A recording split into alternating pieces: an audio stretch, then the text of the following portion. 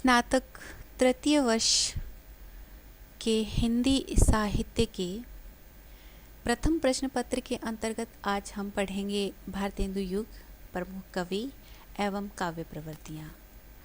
तो सबसे पहले हम बात करेंगे भारतेंदु युग की। और भारतेंदु युग को पुनर्जागरण काल भी नाम दिया गया और इस युग की जो समय सीमा है वह है 1857 ईस्वी से 1900 ईस्वी तक। तो भारतेंदु युग एक व्यक्ति विशेष के नाम से इस युग का नामकरण किया गया है। तो भारतेंदु बाबू हरिश्चंद्र को आधुनिक हिंदी साहित्य का प्रवर्तक माना जाता है और भारतेंदु युगीन कविता में भारतेंदु ही प्रमुख हस्ताक्षर हैं। उनकी काव्य में भाषा और काव्य रूपों की विविधता, नया जागरण संदेश उन्हीं की कविताओं द्वारा हिंदी साहित्य में आया। इसलिए हिंदी नवजागरण के साहित्यिक अग्रदूत भी उन्हें कहा जाता है। श्रृंगार और विलासिता के काव्य को दूर कर अपनी कविता को जनसाधारण के निकट लाए। रीतिकालीन युग में सामंती परिवेश से कविता को निकालकर जन सामान्य के समक्ष लेकर के उपस्थित हुए।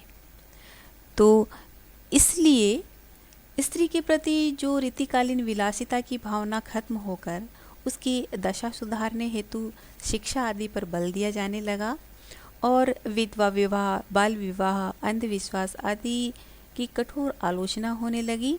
वर्ण व्यवस्था का कुछ कवियों ने विरोध किया तो कुछ की दृष्टि यथास्थितिवादी रही। वस्तुतः भारतेंदु युग में अंतर्विरोध साफ दिखाई झलकते हैं। राष्ट्रीयता, ब्रिटिश शासन, वर्ण व्यवस्था, विधवा विवाह जैसे मुख्य विषयों के संदर्भ में वे उभर कर सामने आए हैं। जो भी हो, परंतु नए युग की कविता संक्रमणावस्था से गुजर रही थी। तो इसलिए कुछ कुरीतियों का खंडन, सामाजिक दुरावस्था के प्रति दुख, आर्थिक शोषण के प्रति विरोध, खेद, धन विदेश जाने का विरोध जैसी कुछ प्रमुख घटनाओं का चित्रण कविता में आया। तो श्रृंगार और विलासिता के काव्य को दूर कर कविता को जनसाधारण के निकट लाए। नायिका का नक्शिक वर्णन, विरह की व्याकुलता का स्थान, देश की जनता की दुर्दशा का वर्णन और देश स्वाभिमान की भावना ने ले लिया। तो यही कारण है कि श्रृंगार, अलंकार, रीति निरूपण, प्रकृति का उद्दीपन चित्रण प्राय कम होता गया और भक्ति नीति भी पिछड़ती चली गई। तो जातीयता, राष्ट्रीय प्रबोधन को पराश्रय मिला। राष्ट्रीय भावनाओं का, देशभक्ति का चित्रण इस कालखंड में अधिक देखा जाता है। शिक्षा का महत्व, विधवा विवाह का समर्थन, बाल विवाह का विरोध, अंग्रेजी राजनीति की आलोचना और राजभक्ति जैसे विषय कविता के केंद्र में आए। तो ब्रिटिशों ने भौतिक साधनों, तर्क पद्धतियों, शासन प्रबंध से नए युग पहले ही उन्होंने ला रखा था। मुद्रण तंत्र का आविष्कार, समाचार पत्रों का विकास आदि ने जन जागरण को फैलाने में महत्वपूर्ण भूमिका निभाई। तो समाज सुधार एवं देश सुधार की भावना पल्वित होती दिखाई दी। भारतेंदु का युग साधारणतः डॉक्टर नगेंद्र के अनुसार भारतेंदु संपादित मासिक पत्रिका कवि वचन सुधा का प्रकाशन वर्ष 1868 ईस्वी से सरस्वती के प्रकाशन वर्ष अर्थात 1900 ईस्वी तक का माना गया है। तो अधिकांश विद्वानों ने आधुनिक युग का प्रारंभ ही 1843 से माना है। तो भारतेंदु का जन्म 1850 में हुआ और उनकी मृत्यु 1885 में। तो डॉक्टर नगेंद्र ने कहा है कि कोई काव्य प्रवृत्ति ठीक किसी निश्चित समय या वर्ष में प्रारंभ होकर किसी निश्चित वर्ष में समाप्त नहीं होती है। तो डॉक्टर रामचंद्र शुक्ल भी 1868 से 1883 तक के 25 वर्ष को इस समय को नई धारा या प्रथम उत्थान के रूप में स्वीकार करते हैं। मिश्र बंधुओं ने भी 1868 से 1888 का जो समय है उन 19 वर्षों को भारतेंदु युग कहा है। डॉक्टर केसरी नारायण शुक्ल ने 1865 से 1900 तक के 35 वर्षों को भारतेंदु काल कहा है। डॉक्टर रामविलास शर्मा भी 1868 से 1900 ईस्वी तक के काल को भारतेंदु युग मानते हैं, किंतु अधिकांश विद्वानों ने डॉक्टर नगेंद्र के कालखंड को भारतेंदु युग योग्य एवं तर्कशुद्ध रूप से स्वीकार किया है।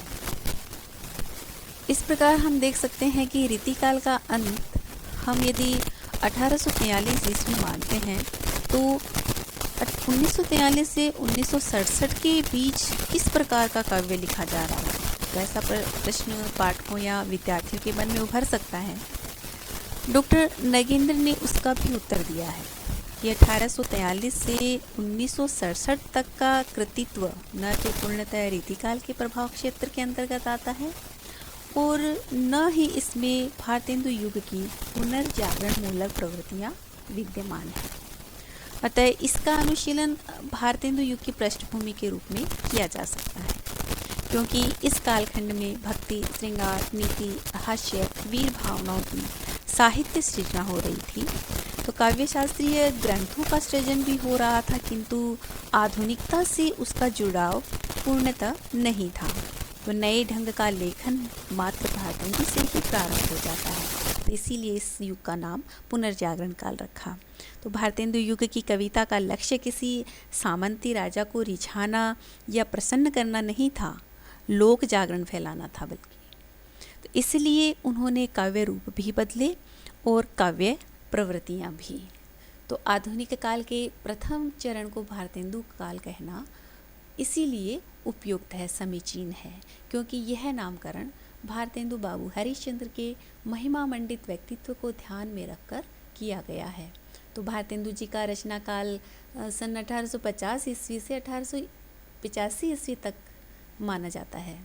तो महावीर प्रसाद द्विवेदी ने सरस्वती पत्रिका का संपादन 1903 में संभाला और सरस्वती का प्रकाशन सन वैसे तो 1900 ईस्वी से प्रारंभ हो गया था, अतः 1850 से 1900 ईस्वी तक की जो भी समयावधि है उसको भारतेंदु युग कहना ही समीचीन है। तो भारतेंदु जी का सबसे बड़ा योगदान यह है कि उन्होंने हिंदी साहित्य को एक नई राह, एक नया मार्ग दिखलाया।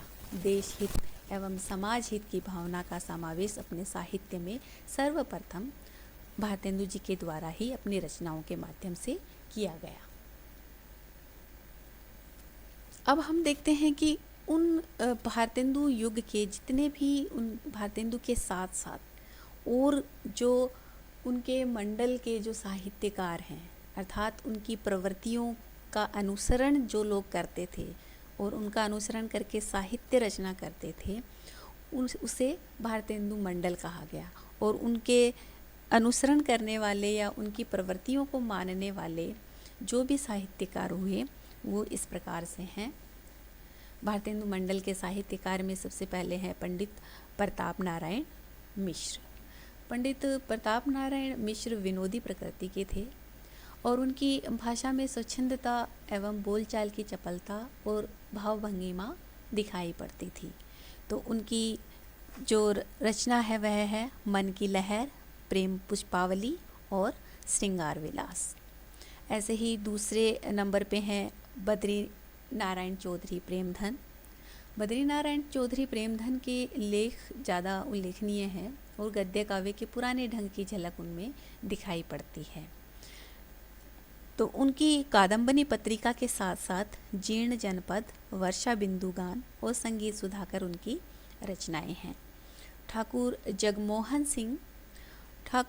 जगमोहन सिंह की भाषा शैली शब्द शोधन और अनुप्रासिकता से युक्त हैं। तो इस प्रकार उनकी रचना है प्रेम संपत्ति ललिता, श्यामलता आदि। ऐसे ही इस युग के इस मंडल के अंबिका दत्त व्यास हुए जिन्होंने सुकवि सतसई लिखी। ऐसे ही जगन्नाथ रत्नाकर हुए, उनकी रचना है हरिश्चंद्र, गंगा लहरी और उद्धव शतक। ऐसे ही पंडित बालकृष्ण भट्ट उनके मंडल के साहित्यकार हैं और वे कृषकों की दुरावस्था और स्त्रियों की दशा पर उन्होंने अपनी लेखनी चलाई।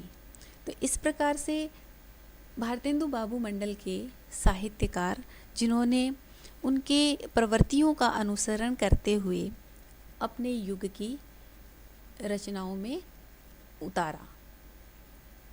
अब हम बात करेंगे भारतेंदु युगीन काव्य की प्रवृत्तियाँ कौन कौन सी हैं, अर्थात उनकी काव्य की विशेषताएं क्या क्या हैं। तो सबसे पहले स्थान पे है राष्ट्रीयता की भावना। तो राष्ट्रीयता की भावना के अंतर्गत भारतेंदु युगीन कवियों ने अपने कर्तव्य का भली भांति निर्वाह किया। विदेशी शासकों के अत्याचारों से पीड़ित भारतीय जनमानस में राष्ट्रीयता और राष्ट्र प्रेम की भावना का संचार करने का प्रयास इस युग के कवियों ने किया। उनमें से राधाचरण गोस्वामी की कविता हमारो उत्तम भारत देश, राधा कृष्ण दास की कविता भारत बारह मासा और बद्री नारायण चौधरी प्रेमधन की कविता धन्य भूमि भारत सब रत्ननी की उपजावनी, तो इसी भावना से ओतप्रोत हैं। तो भारतेंदु जी ने भी अपने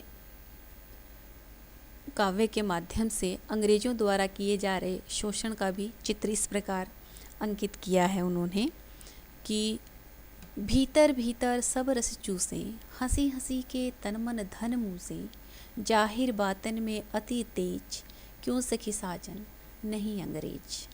तो देशभक्ति और राजभक्ति का अद्भुत समन्वय भारतेंदु जी में मिलता है। तो इस प्रकार से उन्होंने एक जगह और भी दुख व्यक्त किया है भारत की दुर्दशा में, और उन्होंने लिखा है अंग्रेज राज सुख साज सजे सब भारी, पे धन विदेश चली जात यह अति ख्वारी। अर्थात कि भारत का जो खून पसीने या की कमाई है, धन है, वह विदेश चला जाता है।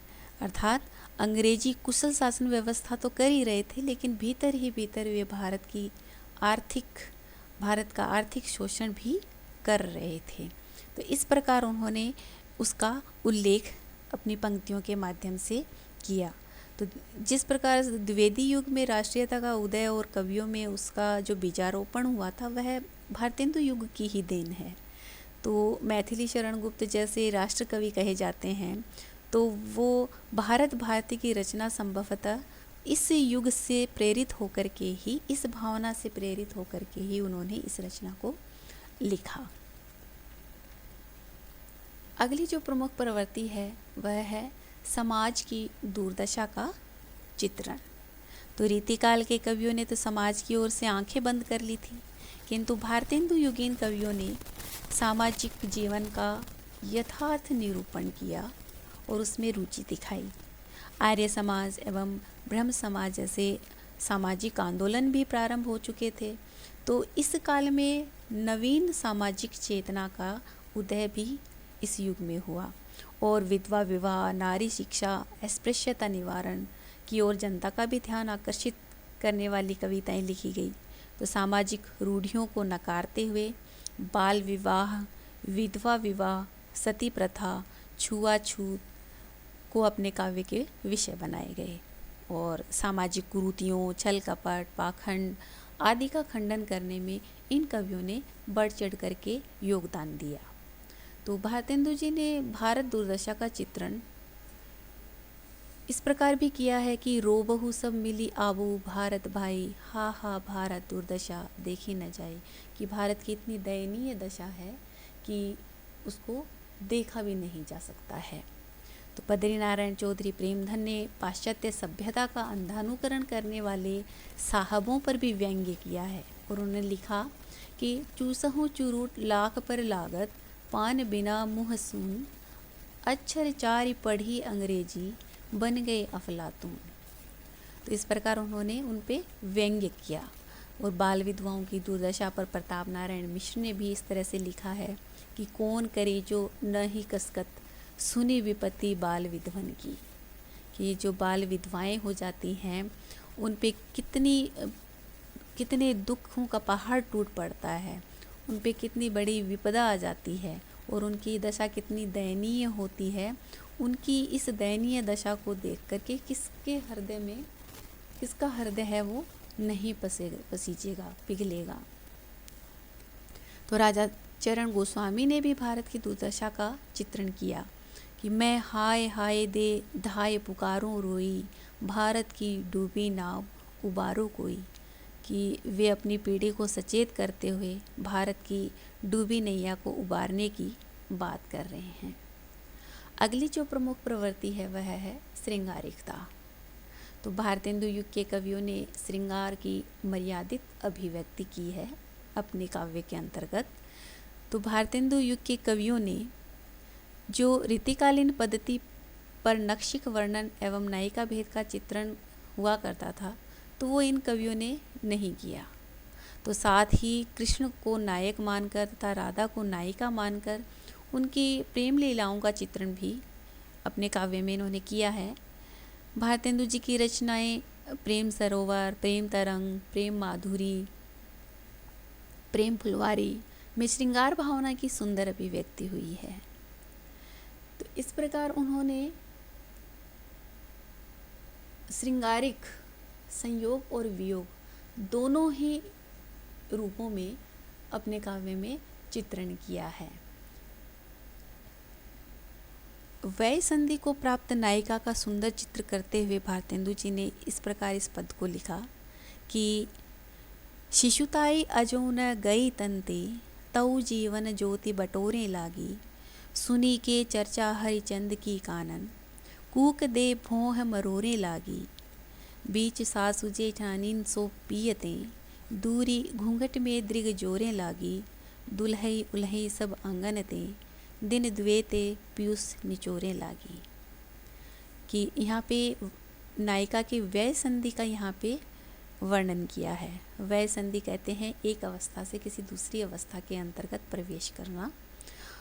जैसे हमारी आयु 100 वर्ष मानी गई है, तो उसमें शेषवावस्था, बाल्यावस्था, किशोरावस्था, युवावस्था, प्रौढ़ावस्था इस तरह से होती है। तो इस पद में उन्होंने किशोरावस्था से युवावस्था में आने वाली जो स्थिति है, जो दशा है, उस दशा का, उस अवस्था का इस पद के माध्यम से वर्णन किया है कि वै संधि प्राप्त नायिका का यहाँ पे एक आकर्षित चित्र अंकित किया है। तो इन कवियों ने वियोग श्रृंगार का भी सुंदर चित्रण अपनी रचनाओं के माध्यम से किया है। तो ठाकुर जगमोहन सिंह ने अपनी रचना प्रेम संपत्ति ललिता में नायिका के विरह का वर्णन इस प्रकार किया है। अब यों उरावत है सजनी, मिली जाऊं गरे लगी के छतियाँ, मन की करी भांति अनेकन ओ, मिली कीजिए री रस की बतियाँ, हम हारी अरी करी कोटि उपाय, लिखी बहु नेह भरी पतियाँ, जगमोहन मोहिनी मूर्ति के बिना, कैसे कटे दुख की रतियाँ। तो पंडित प्रताप नारायण मिश्र एवं राधा कृष्ण दास जैसे कवियों ने श्रृंगार को अपना काव्य विषय नहीं बनाया। अगली जो प्रमुख प्रवृत्ति है वह है भक्ति भावना। तो इस युग के कवियों में भक्ति भाव भी सर्वत्र दिखाई देता है। तो भारतेंदु जी को तो भक्ति भावना पैतृक विरासत में मिली है। तो उनकी भक्तिपरक रचनाओं में प्रमुख हैं भक्ति सर्वस्व, वैशाख महात्म्य एवं कार्तिक स्नान। तो इस समर्थन में उन्होंने यह पंक्ति भी लिखी कि मेरे तो साधन एक ही हैं, जगनंद लला वृषभानु दुलारी। कि मेरा तो जीने का साधन मात्र एक ही है कि नंद लला अर्थात श्री कृष्ण और वृषभानु दुलारी अर्थात राधिका। तो राधा कृष्ण की मधुर छवि का अंकन उनके अनेक पदों में उपलब्ध हो जाता है। नैन भरी देखी लेहूँ यह जोरी, मनमोहन सुंदर नर नागर श्री वृषभानु किशोरी, कहा कहूँ छवि कही नहीं आवे, वह सांवर यह गोरी। तो उन्होंने कहा है कि मैं उनको देख इतनी सौंदर्य से युक्त इस जोड़ी को देखता हूँ, तो उनकी शोभा का वर्णन अर्थात श्री कृष्ण और राधिका के सौंदर्य का वर्णन मैं अपने मुख से उसका बखान नहीं कर सकता हूँ, वर्णन ही नहीं कर सकता हूँ अपने शब्दों के माध्यम से। तो इस प्रकार उन्होंने भक्ति भावना व्यक्त की। तो पंडित प्रताप नारायण मिश्र एवं राधा कृष्ण दास के काव्य में भक्ति भावना का स्वरूप भी दिखाई देता है, लेकिन वह जो निर्गुण भक्त कवियों के काव्य में विद्यमान था उन्होंने संसार की नश्वरता, माया मोह के बंधन और विषय वासना की निस्सारता आदि का उल्लेख अपनी रचनाओं में किया है। तो एक जगह उन्होंने लिखा है, जो विषया संतन तजी ताही मूढ़ लपटात, जो नर डारत वमन करी स्वान सो खात। अर्थात एक तो संतजन और मूर्खजनों में क्या अंतर होता है उसका यहाँ पे वर्णन किया है कि जो विषय वासनाओं, जो संतजन होते हैं वे विषय वासनाओं को, माया मोह के बंधन को और इस संसारिक नश्वरता को इस तरह से त्याग देते हैं, वो है जैसे जो मूर्खजन होते हैं वह किसी, जैसे कोई कुत्ता है वह कुछ खा कर के, अन्न खा कर के उसकी उल्टी कर कर के वो यदि उसको दोबारा उसको जिस चाव और स्वाद से खाता है, तो वैसे ही जो मूर्ख जन होते हैं वो इस माया मोह के बंधन में लिपटे रहते हैं। ईश्वर के प्रति दृढ़ विश्वास व्यक्त करते हुए भारतेंदु जी ने अपनी दीनता का उल्लेख किया है और उनसे अपने उद्धार की प्रार्थना भी की है कि उद्धारो दीन बंधु महाराज, जैसे हैं तैसे तुम रे ही, नहीं और सो काज। कि भी जैसे हम हैं वैसे ही हैं, आप हमारा उद्धार कीजिए। तो इस प्रकार उन्होंने भक्ति भावना व्यक्त की।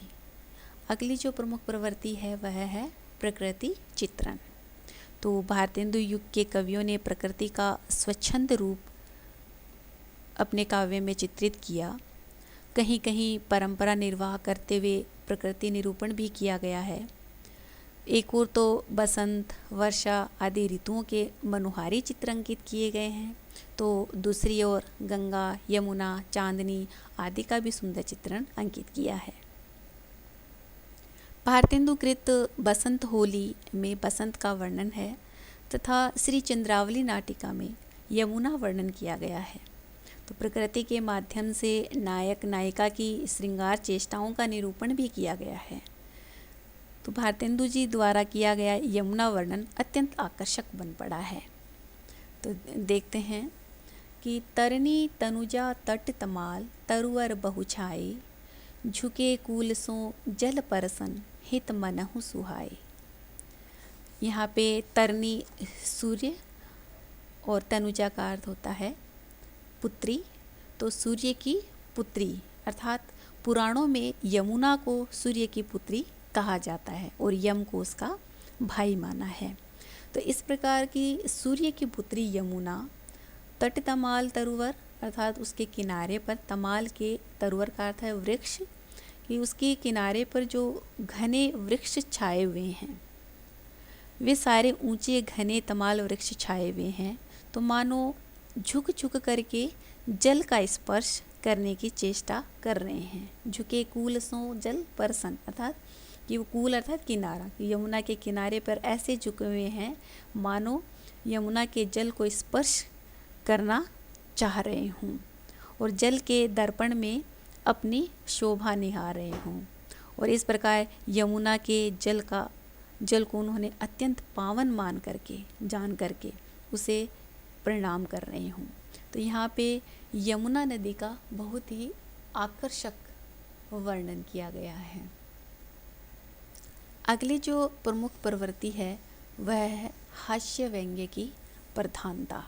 तो इस काल के कवियों ने हास्य व्यंग्य परक रचनाओं के महत्व को समझते हुए इनके माध्यम से अंग्रेजी शासन, पाश्चात्य सभ्यता, सामाजिक अंधविश्वास एवं रूढ़ियों पर करारी चोट की।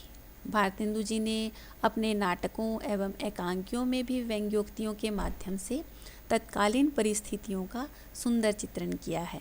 तो अंधेर नगरी में उन्होंने लिखा है, जो चूरन वाला इस तरह से कहता है कि चूरन साहब लोग जो खाता, सारा हिंद हजम कर जाता।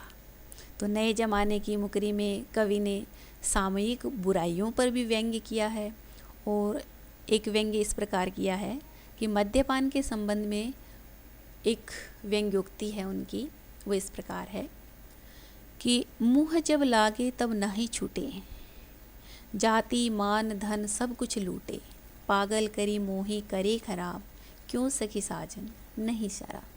कि एक बार जब मुंह पे लग जाती है तो वह फिर कभी छूटती नहीं है।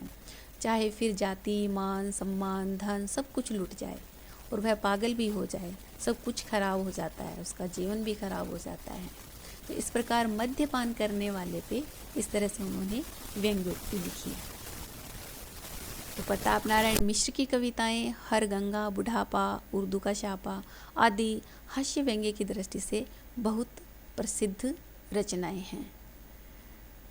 अगली जो प्रमुख प्रवृत्ति है वह है समस्या पूर्ति। तो भारतेंदु काल के कवि समस्या पूर्ति के रूप में ही काव्य रचना करते थे।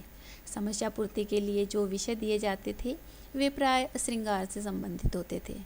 तो कानपुर की एक संस्था रसिक समाज में एक बार समस्या पूर्ति के लिए एक पंक्ति दी गई, पपीहा जब पूछी है पीव कहाँ। तो इस समस्या की पूर्ति पंडित प्रताप नारायण मिश्र ने इस प्रकार की। उन्होंने एक पद के माध्यम से इस समस्या पूर्ति को पूरा किया। बन बैठी है मान की मूर्ति सी, मुख खोलत बोले न नाही न हाँ। तुम ही मनुहारी के हारी परे, सखियान की कौन चलाई तहाँ। वर्षा है प्रताप जू धीरे धरो, अब लो मन को समझायो जहाँ। वह ब्यारी तबे बदलेगी कछु, पपीहा जब पूछी है पीव कहाँ। तो समस्या पूर्ति के माध्यम से उक्ति वैचित्र्य, अलंकरणता एवं कल्पना का मनोहारी प्रयोग करने की रीतिकालीन प्रवृत्ति को काव्य में पर्याप्त परिश्रम मिला। तो समस्या पूर्ति से संबंधित इस काल के कुछ प्रमुख काव्य संग्रह भी हैं। अंबिका दत्त व्यास कृत समस्या पूर्ति सर्वस्व, द्विज गंग कृत समस्या प्रकाश और गोविंद गिल्ला भाई कृत समस्या पूर्ति प्रदीप। तो आदि इस प्रकार से उन्होंने समस्या पूर्ति ग्रंथ भी उन्होंने, रचनाएं भी उन्होंने अपने साहित्य के अंतर्गत लिखी। अगली जो प्रमुख प्रवृत्ति है वह है ब्रज भाषा का प्रयोग। तो भारतेंदु युग के अधिकांश कवियों ने ब्रज भाषा में ही अपनी काव्य रचना की है, लेकिन खड़ी बोली का प्रयोग इस काल में शुरू हो गया था, प्रारंभ हो गया था। तो इस युग के कवियों की जो भाषा थी वह पद्माकर या घनानंद जो रीतिकालीन कवि हैं तो उनके जैसी परिष्कृत भाषा नहीं थी, लेकिन उसमें प्रवाह एवं स्वाभाविकता जरूर है। तो पंडित प्रताप नारायण की ब्रज भाषा में कन्नौजी का प्रभाव दिखाई देता है, उर्दू शब्दों का भी प्रयोग साफ झलकता है। भारतेंदु जी ने भी साफ सुथरी ब्रज भाषा का प्रयोग किया, लेकिन उनकी रचना फूलों का गुच्छा में उर्दू के भी पर्याप्त शब्द मिल जाते हैं। तो इस काल के कुछ कवियों ने खड़ी बोली में भी रचनाएं लिखी है, पर वे कला एवं भाव की दृष्टि से उतनी महत्वपूर्ण या इतनी प्रभावपूर्ण नहीं है। तो अधिकांश कवियों ने मुक्तक शैली में भी लिखा और कुछ ने प्रबंध काव्य भी लिखे इस युग में। तो इस युग के कवियों ने दोहा, चौपाई, कुंडलियाँ, रोला, सवैया, हरिगीतिका, कवित आदि पारंपरिक छंदों में काव्य रचना की है। तो छंदों की दृष्टि से इनके काव्य में विविधता भी है। तो भारतेंदु के कवियों ने कविता को रीतिकालीन परिवेश से निकालकर सामयिक समस्याओं से जोड़ दिया। विदेशी शासकों के अत्याचारों का भी वर्णन उन्होंने किया, चाहे वह दबी जुबान से किया हो। भारतेंदु के रूप में एक सबल साहित्यकार हिंदी को प्राप्त हुआ। तो वे सच्चे अर्थों में आधुनिक काल के जनक कहे जा सकते हैं। राष्ट्र और समाज को उद्बोधन देते हुए उन्होंने कवि कर्तव्य का बखूबी पालन किया, जिसके लिए वे साधुवाद के पात्र हैं। इस प्रकार भारतेंदु युगीन साहित्यकारों ने विभिन्न स्तर पर जन जागरण का कार्य किया। साहित्यिक रचनाओं के जरिए वे स्वाधीनता आंदोलन से भी जुड़े रहे, उसे भी बढ़ावा दिया। तो गद्य का नए रूप में विकास भी किया। रंगमंच का आधुनिक आविष्कार भी इन साहित्यकारों द्वारा किया गया। जीवन के सत्यों को नैतिक साहस के बल पर जनता के सम्मुख रखा। तो तत्कालीन राजनीतिक, सामाजिक, धार्मिक जीवन की सच्चाइयों से हमें रूबरू कराया। तो यह इस युग की सभी महत्वपूर्ण योगदान है।